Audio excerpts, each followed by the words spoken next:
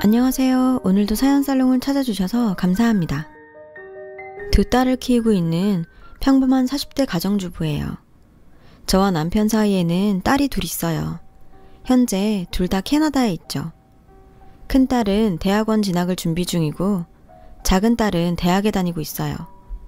사실 둘 다 공부를 잘하지는 않았어요. 하지만 남편과 저는 딸들이 한국에서 애매한 대학을 나오는 것보다 외국에서 졸업장 따는 게 나을 것 같아서 조기 유학 보낸 거죠. 모르긴 해도 이 사연을 듣는다면 두 딸은 모든 걸 뒤로하고 한국으로 돌아오려고 할 거예요. 그걸 알기에 자식들한테 걱정 끼치는 못난 부모가 되고 싶지 않아 지금까지 아이들에게 말하지 않았어요. 저는 대학을 졸업하자마자 선을 봐서 결혼했어요. 요즘은 덜하지만 우리 때만 해도 선 봐서 결혼하는 사람들이 꽤 있었거든요. 남편은 저보다 3살 많은 대학병원 정형외과 레지던트였죠. 남편은 결혼시장에서 환영받는 직업을 가지고 있었지만 집안 형편은 그리 좋지 않았어요. 없는 집에서 태어나 악착같이 공부해 의대까지 간 사람이었어요. 계룡남이라고 하죠. 개천에서 태어나 용된 남자요. 그게 딱 저희 남편이에요. 반면에 저는 넉넉한 집안에서 태어나 외국 유학까지 다녀온 소위 말해 있는 집 막내딸이었어요. 친가와 외가 모두 사업을 크게 했거든요. 병원 차려줄 돈 많은 처가를 원했던 남편한테는 안성맞춤이었죠. 조건이 잘 맞아 결혼한 것도 있지만 솔직히 남편 자체가 괜찮은 사람이라서 사람 보고한 면도 있어요. 조용하고 점잖은 사람이라 큰 소리 내고 싸우는 일도 없고 잔소리도 안 하는 무던한 사람이거든요. 친구들 말 들어보면 밖에서 돈 벌어온다고 집에 와 떵떵거리는 남편들이 많다던데 저희 남편은 반찬 투정 한번 안 하는 사람이었죠. 현재 남편이 원장으로 있는 병원은 저희 부모님이 차려주신 거예요. 그 당시 그 위치에 병원 얻으려면 남편 벌이로는 수십 년을 벌어도 불가능했죠. 시간이 지나고 남편은 지역 내에서 실력 좋고 친절한 의사로 소문이 났어요. 그 덕에 환자가 정말 많이 늘었어요. 얼마 뒤 병원 확장을 해야 할 정도로요. 이후 페이닥터도 고용해 전보다 여유 있는 생활을 꾸릴 수 있었죠. 전 남편이 벌어다주는 돈으로 두 딸을 키우는데 전념했고요. 병원 원장 부인이라고 사치를 부리거나 유세를 떨지도 않았어요. 굳이 그러지 않아도 사교 모임에 나가면 다른 사람들의 부러움을 샀으니까요. 멋지고 능력 있는 의사 남편에 예쁘고 말 잘 듣는 착한 딸들까지 정말 어느 것 하나 모자람이 없었죠. 그래서일까요? 가끔 저를 시기하거나 질투하는 친구들도 있었어요. 계룡난 남편 뒀으니 격 안 맞는 시댁에서 잘난 아들 가진 유세 떨며 시집살이 시킬 거라고 소곤댔죠. 하지만 사람들의 편견과 달리 시댁과도 사이가 좋았어요. 저희 시어머니는 가난한 살림에 자식을 의대까지 보낸 독한 분인 건 맞지만 저희 남편한테 똑똑한 머리를 물려주신 분이기도 하거든요. 알고 보니 저희 남편 공부머리는 시어머니한테 받은 거더라고요. 시어머니는 한자도 술술 읽고 쓰시고 경제 시사상식도 풍부하시고 70 나이에 영어 교실까지 다닐 정도예요. 저희 딸들이 있는 캐나다로 여행을 가실 때 필요할 것 같다시며 열심히세요. 그런데 얼마 전부터 남편의 퇴근이 늦어졌어요. 생전 이런 적이 없었던 사람이니 수상하더라고요. 뭔가 찜찜했지만 그렇다고 사람을 무작정 의심할 수도 없었죠. 사실 이 나이가 되고 보니 주위에 이혼하는 사람을 많이 보게 되더라고요. 그런데 그중 10중 8구가 배우자의 외도 때문이었어요. 제 남편은 착하고 거짓말도 못하는 사람이라 저한텐 평생 이런 일은 없을 줄 알았어요. 그런데 그게 아니더라고요. 처음 남편의 외도를 의심하게 된 건 향수 때문이었어요. 남편이 그 즈음부터 갑자기 안 뿌리던 향수를 뿌리더라고요. 선물 받아놓고 쓰지도 않던 스킨로션도 꼭꼭 챙겨 바르기 시작했고요. 하루아침에 사람이 달라지더라니까요. 향수도 중년에 어울리는 향이 아닌 젊은 남자애들이 뿌리는 거 있죠. 약간 시원한 냄새 나는 거요. 그걸 쓰더라고요. 당신 요즘에 왜 그렇게 외모에 신경을 쓰고 다녀? 아, 그야 환자들한테 깔끔한 인상 주려고 그러지. 요즘에는 의사들도 외모가 중요하다잖아. 어느 날인가는 드림카를 샀다고 자랑을 하더라고요. 저랑 의논도 없이 1억이 넘는 독일 외제차를 샀다고 말이죠. 사실 그동안 능력이 안 돼서 국산차를 탔던 건 아니에요. 남편 성향이 보이는데 크게 신경 쓰지 않는 편이라 그랬던 거죠. 남편의 갑작스런 변화가 솔직히 전 겁났어요. 여자의 감이라는 게 무시할 수 없잖아요. 전 인터넷으로 바람피는 남편 특징을 찾아봤어요. 인정하기 싫지만 남편의 최근 행동과 유사하더군요. 전 결국 몰래 병원 사무장한테 전화를 했죠. 남편한테 무슨 변화가 있지 않았냐고요. 평소 제가 사무장을 잘 챙겼던 터라 솔직히 말해줄 거라 믿었거든요. 사무장은 눈치가 빠른 사람이라 제가 하는 말 뜻을 바로 알아듣더군요. 그렇게 저는 사무장을 통해 남편의 일과를 보고받기로 했어요. 약속을 받고 한동안 사무장에게 별다른 연락이 없었어요. 그러던 어느 날이었죠. 남편과 외식을 하러 나간 참이었어요. 오랜만에 남편과의 외출이라 그런가 다시 예전으로 돌아간 기분이더라고요. 아무 일도 아닌데 내가 괜히 남편을 의심했던 게 아닐까 생각했죠. 그렇게 기분 좋게 식사를 하고 있었는데 사무장한테 문자가 왔어요. 전 화장실 좀 다녀온다고 하곤 밖으로 나가 사무장과 통화를 했죠. 근래에 남편에게 자주 진료를 보는 환자가 생겼는데 남편과도 안면이 있어 보인다더군요. 게다가 간호사에게 그 환자를 잘 봐달라는 말까지 했다는 거예요. 저는 사무장에게 만나서 자세한 이야기를 듣고 싶다고 했어요. 며칠 후 주말에 저는 사무장과 단 둘이 만났어요. 사무장은 주저하는 표정이더군요. 전 괜찮으니 말해달라고 부탁했죠. 너무 애가 탔거든요. 사무장 말로는 그 환자가 일주일에 2번 정도 온대요. 그런데 보통 같으면 5분 안에 끝날 진료를 그 환자만 오면 20-30분씩 본다더군요. 간호사들 사이에서도 불만이 많대요. 환자들 대기 시간이 길어지니까요. 증상이 심한 것도 아니고 물리치료를 받으러 오는 거라더군요. 그런 환자라면 계속 진료를 볼 필요가 없는데도 다른 환자들보다 길게 진료를 보는 게 이상해서 병원에서도 말이 좀 돌았나 봐요. 게다가 더 놀라운 사실은 그 환자가 진료를 마치고 나오면 저희 남편이 로비까지 배웅을 한다는 거예요. 서로 다정하게 이름을 부르면서요. 전 확신했어요. 그 여자가 남편의 내연녀라는 걸. 사무장은 절 많이 걱정했어요. 그러면서도 흥분한 제가 병원에서 소란을 피울까봐 걱정하는 것 같았죠. 하지만 전 그렇게 생각 없는 사람은 아니에요. 집에 돌아와 침대에 누우니 잠이 오지 않더군요. 남편한테 티내지 않으려 무척 애를 썼죠. 밤마다 남편이 바람을 피우는 꿈을 꿨어요. 그런데 꿈에서 현장을 잡으려 하면 남편만 보이고 내연녀 얼굴은 안 보이더라고요. 결국 전 혼자 시름시름 앓으니 그 여자의 얼굴이나 보자 하고 막무가내로 병원을 찾았어요. 사무장에게 환자 기록에 그 여자 주소가 있냐고 물었죠. 그런데 운명의 장난일까요? 그 여자가 지금 남편의 진료실에 와 있다지 뭐해요. 잔뜩 긴장이 된 저는 손톱을 물어뜯으며 로비에 앉아 기다렸어요. 20분 정도 지났을까? 남편 진료실에 문이 열리더군요. 그런데 남편의 내연녀는 제 상상과는 많이 달랐어요. 분명 어리고 예쁜 여자일 거라고 생각했거든요. 그런데 그 여자는 저와 비슷한 또래로 눈에 띄는 미인도 아니었고 TV에 나오는 불륜녀들처럼 여우같이 끼를 부리거나 하지도 않았어요. 동네 시장에서 볼 법한 그런 아줌마였죠.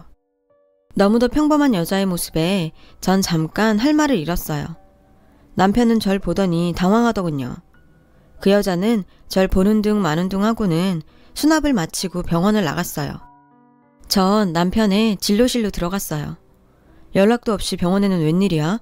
무슨 일 있어? 아까 그 여자 누구야? 제가 단도직입적으로 물으니 남편은 꿀먹은 벙어리처럼 가만히 있더군요. 한참 뒤에야 고향 친구라고 했어요. 고향 친구라니? 내가 미리 말할 걸 그랬네. 당시 내가 바람이라도 핀 거라고 오해한 거야? 제가 그렇다고 하자 남편이 웃더군요. 전혀 아니라면서요. 우연히 진료 중에 고향 친구를 만난 거고 고생을 꽤 했는지 관절이 많이 안 좋길래 신경을 써주는 것 뿐이라고요. 오해하지 마. 우린 그냥 친구 사이야. 하도 안 됐길래 내가 그 친구 주치의해주기로 한 거야. 뭐? 주치의? 친구 사이라고? 어떻게 남녀가 친구 사이가 돼? 그게 말이 되는 소리냐고. 남편은 그게 왜 말이 안 되냐며 의사가 돼서 고향 친구 건강 좀 살피는 게 뭐 그리 문제냐고 따지더군요. 남편은 본래 이성적인 사람이고 말도 조곤조곤하는 타입이라 남편의 말에 넘어가고 말았어요. 사실 따지고 보면 남편과 그 여자가 불륜 사이라는 명확한 증거도 없었거든요. 전 그대로 병원을 나왔어요. 퇴근한 남편은 고향 친구에 대해 자세히 얘기해 주었어요. 남편과 동갑인 그 여자는 고등학교를 졸업한 뒤 남동생들 학비를 벌기 위해 서울에서 공장을 다녔대요. 공장에서 만난 남자와 결혼한 뒤 아들 둘을 낳고 살았는데 결혼 후 알고 보니 남자한테 문제가 많았다더군요. 그 여자는 남편 때문에 온갖 고생을 하다가 결국 이혼을 하고 현재 식당에서 설거지 일을 하며 애들을 키운다고요. 일하느라 손목이 많이 안 좋아져서 파스로 연명을 하고 있었는데 같이 일하는 식당 아주머니가 남편 병원을 추천해 주더래요. 의사가 실력이 있다면서요. 그렇게 병원을 찾게 된 거고 두 사람은 정말 우연히 만났다고요. 남편의 말을 듣고 의심은 조금 가셨어요. 그래도 기분은 썩 좋지는 않더라고요. 주치의? 중병도 아니고 관절염인데 주치의는 무슨. 아무리 고향 사람이라지만 남편의 친절이 좀 과하다는 생각이 들었어요. 병원의 의사가 제 남편만 있는 것도 아니고 굳이 병원장이 그런 일까지 해야 하나 싶었죠. 간호사한테 잘 챙겨주라고 말 한마디 하면 그만이지. 안 그런가요? 이후에도 남편과 전 이 문제로 종종 말다툼을 했어요. 하지만 그때마다 승자는 늘 남편이었죠. 조곤조곤 말 잘하는 것도 그렇고 지금껏 실수 없이 잘해왔던 사람이라 못 이기는 척 넘어간 부분도 있고요. 그렇게 전 약간은 포기한 채로 일상을 보냈어요. 그런데 도저히 그냥 넘어갈 수 없는 일이 벌어지고 말았죠. 남편이 고향 친구 아들의 학비를 내주겠다는 거예요. 그 여자 아들이 서울 모 전문대에서 패션 공부를 한대요. 전문대라고 해도 패션 쪽이라 학비도 세고 재료비며 실습비며 기본적으로 드는 돈이 많다면서요. 전 그게 무슨 말도 안 되는 소리냐고 화를 냈죠. 당신이 걔 아빠도 아니고 친척도 아닌데 왜 학비를 대줘요? 힘들게 사는 고향 친구 도와줄 수도 있지. 학비라고 해봤자 당신 가방보다도 싸. 도리어 저한테 화를 내더군요. 그러면서 자기가 번 돈으로 좋은 일 좀 하겠다는데 그게 뭐가 잘못이냐고 하더군요. 전 좋은 일 하고 싶으면 차라리 그 돈으로 다른 곳에 기부를 하라고 했어요. 그러자 남편은 모르는 사람 도와주는 것보다 아는 사람 도와주는 게 낫지 않냐고 하더군요. 전 왜 하필 그 여자 아들이냐고 절대로 안 된다고 했어요. 근데요, 이미 학비를 내준 뒤였더라고요. 애초에 제 동의 같은 건 필요도 없었던 거죠. 그날 이후 전 또다시 남편과 그 여자의 관계를 의심하게 됐어요. 하지만 전 이 일에 대해 누구에게도 말할 수 없었어요. 제 주변 사람들은 제가 아무 문제 없이 잘 살고 있는 줄 알고 있었거든요. 게다가 남편의 사회적 체면과 위신도 무시할 수 없었고요. 결국 전 직접 그 여자를 만나보기로 했어요. 수소문 끝에 그 여자가 일하는 식당을 찾아갔어요. 가보니 식당에서 서빙을 하고 있더군요. 전 그 여자에게 일 끝나고 근처 커피숍에서 만나자고 했어요. 그 여자는 순순히 알겠다고 하더군요. 그런데 그 여자는 병원에서 만났을 때와 묘하게 느낌이 달랐어요. 되게 이런 경우 약간은 주눅이 들 법도 한데 되려 당당하더라고요. 다짜고짜 제게 왜 찾아왔냐고 묻더군요. 생각과 달리 기가 센 여자였어요. 전 남편 병원에 더 이상 가지 말아달라고 부탁했어요. 내가 왜 그래야 하는데요? 아무리 고향 친구라고 하지만 가정도 있는 사람이고 주변에서 말 나오는 게 싫으니까요. 원장 체면에 그런 일로 사람들이 비에 오르는 거 원치 않습니다. 친구 사이시니 그 정도는 이해해 주실 거라 믿어요. 게다가 정형외과가 제 남편 병원만 있는 건 아니잖아요. 그리고 더 이상 내 남편이 그쪽 아들 학비 문제에 신경 쓰지 않게 해주세요. 정 돈이 필요하시면 저한테 연락하세요. 아들이 졸업할 때까지 학비는 제가 도와드리죠. 그러자 그 여자는 코웃음을 치더군요. 전 그 여자가 제 말에 자존심이 상해서 그런 거라 생각했어요. 그런데 그 여자는 절 똑바로 노려보며 말했어요. 사모님 소리 들으니까 좋디? 뭐라고요? 이후 여자 입에서 나온 말들은 정말 가관도 아니었어요. 병원장 사모로서 제가 누리고 있는 모든 것들은 원래 자기가 누렸어야 하는 것들이라는 거예요. 자기 자리를 뺏은 건 오히려 저라고요. 기가 차더군요. 전 당황한 표정으로 아무 대꾸도 하지 못했어요. 그러자 여자는 자기 할 말만 하고는 커피숍을 나가더군요. 결국 전 시어머니를 찾아갔어요. 부부 사이의 일이라고는 하지만 고향 사람이니 어머님도 그 여자에 대해 아실지도 모른다고 생각했거든요. 어머님은 전화도 없이 제가 찾아가자 약간 놀라신 것 같았어요. 제 표정만 봐도 좋은 일은 아닐 거라고 짐작하셨겠지만요. 저는 남편 일 때문에 찾아왔다고 솔직히 말씀드렸어요. 어머니, 남편한테 고향 친구라는 여자가 자꾸 찾아와요. 혹시 어머님은 누군지 아세요? 고향 친구라는 말에 어머님의 안색이 어두워지더군요. 뭔가 제가 모르는 사연이 있는 게 분명했어요. 한참을 주저하던 어머님은 결국 얘기를 해주셨어요. 남편의 고향 친구라던 그 여자는 남편의 첫사랑이었더라고요. 그 여자는 어릴 적부터 동네에서 유명했대요. 얼굴도 예쁘장하고 여우짓을 잘해서 순한 남자애들이 많이 따랐다고 하더라고요. 남편도 그중 하나였죠. 당시 남편은 동네에서 유명한 수재였고 집하고 학교밖에 모르는 모범생이었대요. 그런 아들이 소문도 안 좋은 여자애한테 빠져서 정신을 못 차리니 어머님 속이 오죽했겠어요. 혹시라도 여자 때문에 대학도 못 가는 게 아닐까 전전긍긍이셨죠. 그러던 어느 날이었대요. 저녁 창거리를 사들고 집에 오는데 글쎄 그 여자가 골목에서 동네 양아치들과 줄담배를 피우고 있더라는 거예요. 안 그래도 마음에 안 드는데 그런 꼴까지 봤으니 어머님 입장에서 가만히 있을 수 있었겠어요. 당장 남편을 불러 그 여자랑 헤어지라고 닥달을 하셨죠. 근데요, 어머님이 말리면 말릴수록 두 사람은 더 죽고 못 사는 사이가 되더라지 뭐예요. 한창 나이에 게다가 첫사랑이니 더욱 그랬겠죠. 그래도 다행히 남편은 공부를 놓지 않았고 그 와중에도 의대에 붙어서 어머님은 한시름 놓았다고 하더군요. 의대에 다니는 중에도 두 사람의 관계는 여전했대요.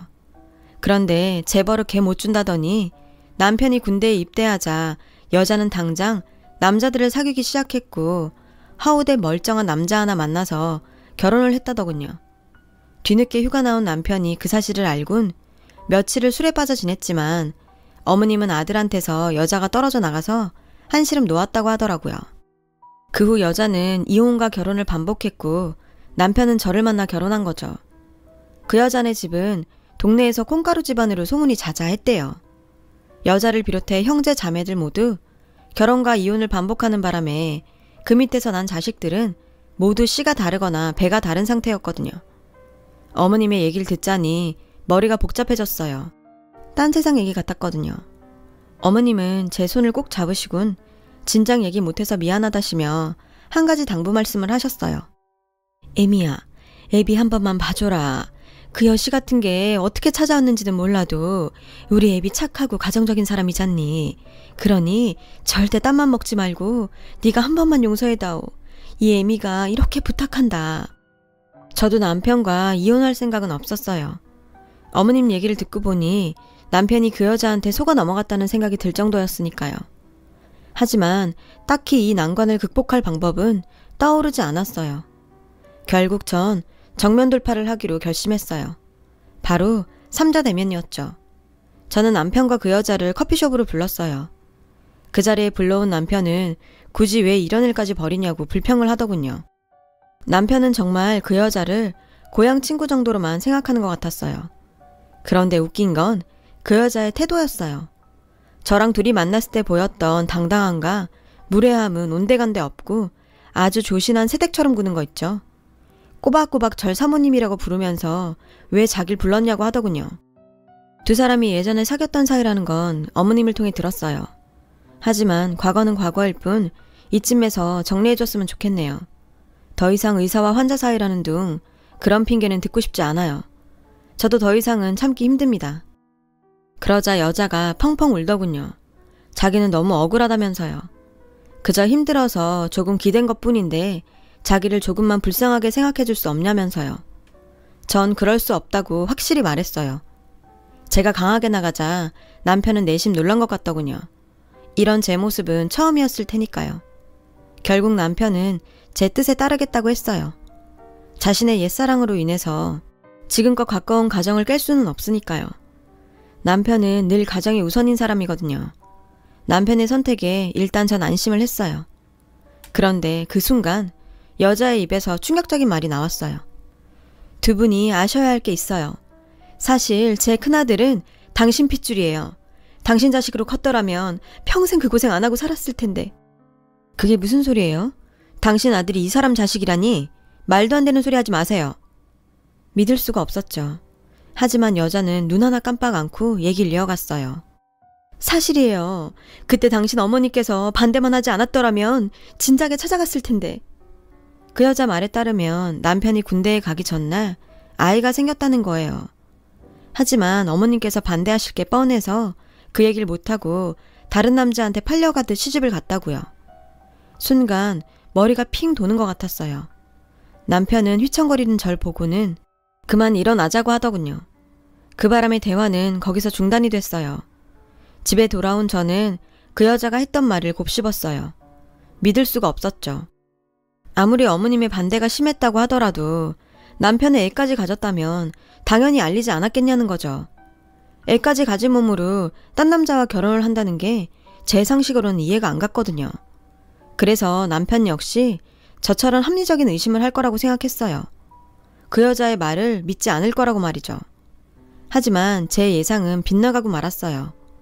남편의 태도는 완전히 달라졌거든요. 자신에게 아들이 있다는 사실만 머릿속에 각인된 사람 같았어요. 하긴 우리 사이엔 딸만 둘이니 얼마나 아들이 간절했겠어요. 남편은 아들 생각에 들뜬 표정이었죠. 어느 날인가 남편이 그러더군요. 만약 그 여자의 아들이 친자가 맞다면 우리 집에 드리고 싶다고 말이죠. 그 아들을 호적에 올리고 싶다나요? 정말 기가 막혀서. 그게 20년 넘게 함께 산 배우자한테 할 소린가요? 게다가 부모를 보면 자식을 안다고 그런 여자가 키운 자식이 온전하겠냐고요. 전 남편 말에 오만 정이 다 떨어졌어요. 뭐? 집에 들이는 것도 모자라 호적에 올리겠다고? 더 이상 남편이 인간으로 안 보이더군요. 저 같으면 가족들 보기 부끄러워서라도 그런 말 못합니다. 사람들 황혼이혼이다 조론이다 많이들 얘기하는데 지금껏 전 그런 생각은 한 번도 해본 적이 없거든요. 그런데 남편이 하는 짓을 보니 저도 생각이 달라지더라고요.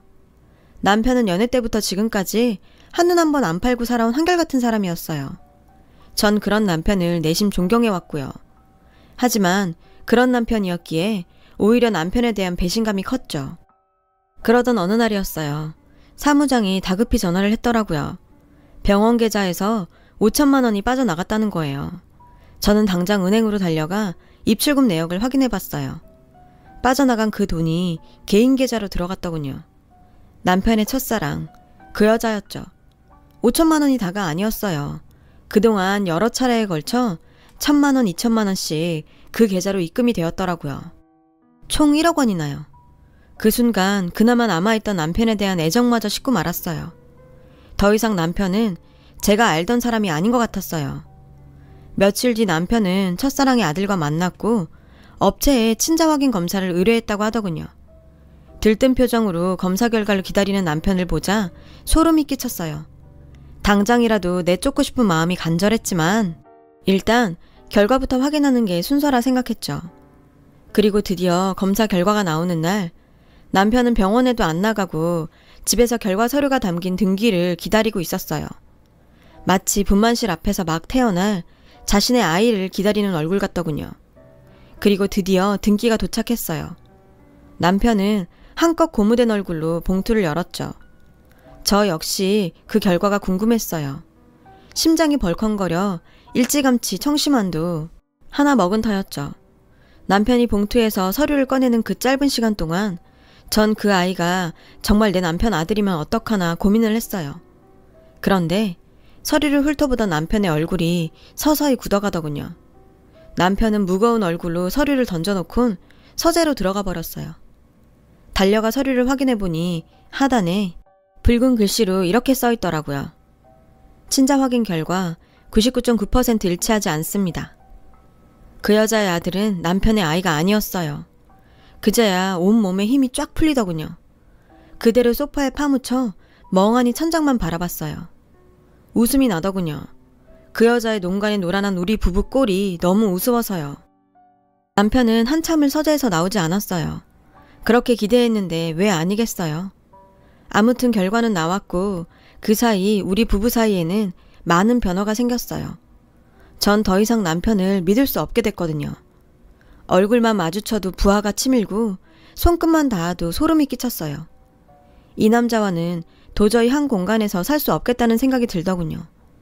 결국 남편한테 별거 통보를 했어요. 생각 같아선 이혼을 하고 싶었지만 오랜 시간 살아오면서 얽힌 것들도 많고 무엇보다 두 딸아이에게 끼칠 영향 때문에 선뜻 이혼을 할 수는 없었어요. 그런 제게 남편은 그 여자와의 모든 관계를 끊었다며 미안하다고 사과를 하더군요. 남편은 제 앞에서 무릎을 꿇고 한 번만 용서해달라고 빌었지만 전 그럴 마음이 안 생겼어요. 아들이 생겼다고 좋아하던 남편의 그 얼굴을 잊을 수가 없으니까요. 얼마 뒤 저는 남편을 병원에서 쫓아냈어요. 친정부모님이 해주신 병원이라서 제 명의로 되어 있었거든요. 남편은 울면서 한 번만 용서해달라고 하더군요. 병원장 자리는 욕심 안 낼 테니 병원에서 다시 일만 하게 해달라고요. 전 그마저도 거절했어요. 그러자 남편이 화를 내는 거예요. 따지고 보면 내가 바람핀 것도 아닌데 이렇게까지 잔인하게 굴어야겠어? 궁지에 몰리니 이빨을 세우는 남편을 보니 전 제 결정에 더 확신이 서더군요. 남편은 살아온 정을 생각해서라도 한 번만 기회를 달라고 사정을 했어요. 하지만 한번 결심이 선 이상 바꿀 생각이 없었죠. 얼마 뒤 소식을 전해들은 어머님께서 집으로 달려오셨어요. 남편이 집안에서 길을 못 펴니까 밖에서 불쌍한 여자 잠깐 도와준 거지. 너 이러는 거 아니다. 막말로 애비가 바람을 피기랬냐 밖에서 애를 낳아왔냐. 그저 마음이 약해서 그년한테 속은 죄밖에 더 있냐. 지 자식을 낳았다는데 어떤 남자가 나 몰라라 해. 다행히 지 자식 아닌 거 판정 났고 그럼 다 끝난 거 아니냐. 어머님, 지금 그 사람 편드시는 거예요? 내 말이 틀렸니? 솔직히 너 있는 집 자식이라고 우리 집 좀 무시했니? 내 그간 말은 안 했지만 나 너 어려워서 아들 집에 왕래도 맘대로 못하고 살았다. 혹시라도 애미 때문에 내 아들이 처가에 잭 잡힐까 봐. 그러니 이번엔 네가 좀 양보해라. 역시 팔은 안으로 굽더군요. 이젠 남편은 물론 그 집 식구들한테까지 오만 정이 다 떨어졌습니다. 많은 고민 끝에 딸들을 생각해 결국 전 이혼은 하지 않고 별거하는 조건으로 남편 앞으로 된 아파트까지 모조리 다 제 명의로 바꿨어요. 남편은 현재 오피스텔에서 지내며 대학 후배 병원에서 페이닥터로 일하고 있고요. 언젠가 남편이 전화해 그 여자에 대한 얘기를 하더라고요. 자기가 순진해서 속은 거라고요. 빚이 있었던 것도 다 거짓말이었고 아들이 대학에 다닌다는 것도 거짓말이었대요. 그러면서 자기도 피해자라며 제발 용서해달라고 울먹이더군요. 하지만 이제 와서 무슨 소용이겠어요. 이미 끈은 떨어진걸요. 얼마 전부터 캐나다에 갈 준비를 하고 있어요. 아직 딸들한테 자세한 얘기는 못했고요. 남편과 별거 중이란 사실도요. 나중에 딸들이 이해할 나이가 되면 그때 할 생각이에요. 아이들한테 아직은 아빠가 필요한 나이니까요. 살다 보면 뜻하지 않은 일들이 벌어지기도 하죠. 믿었던 사람의 낯선 모습도 발견하고요. 저 역시 그 때문에 상처를 받았지만 이 또한 지나가리라 믿어요. 이젠 누구한테도 기대지 않고 제 힘으로 똑바로 서보려고 합니다. 제 긴 이야기 들어주셔서 감사해요. 여러분의 가정에도 항상 따뜻한 행복이 가득하시길 바래요. 여러분, 사연 댓글에 응원과 현명한 조언 부탁드려요. 좋아요와 구독은 저에게 큰 힘이 됩니다. 오늘도 좋은 일 가득하세요.